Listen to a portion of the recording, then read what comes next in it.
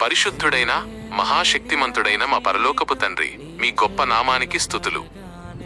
మీరు యుద్ధంలో బలం గలవారు. సమస్త చీకటి శక్తులపై మీకు అనంతమైన అధికారం ఉందని నేను ప్రకటిస్తున్నాను.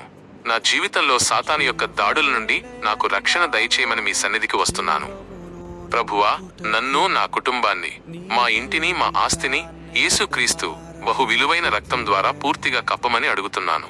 ఆ రక్తం చీకటి శక్తులకు అభేద్యమైన కంచెగా ఉండి శత్రువు యొక్క ప్రతి దాడిని, ప్రతి ప్రభావమును అడ్డుకొనుగాక.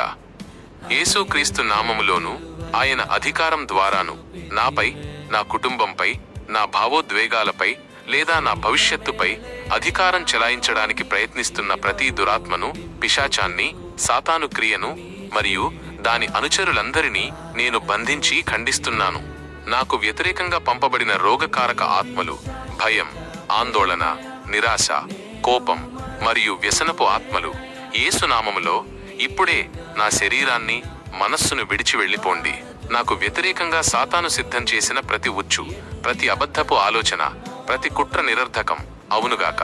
నేను ఆత్మీయ పోరాటంలో నిలబడటానికి మీ సర్వాంగ కవచాన్ని ధరిస్తున్నాను. నేను విశ్వాసం అనే డాలును పట్టుకుంటున్నాను.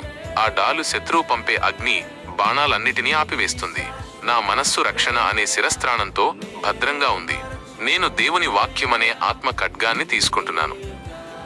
వాక్యం ద్వారా మాత్రమే ఈ యుద్ధంలో విజయం సాధిస్తానని నమ్ముతున్నాను. నా దేవా, మీరే నాకు విజయాన్నిచ్చారు.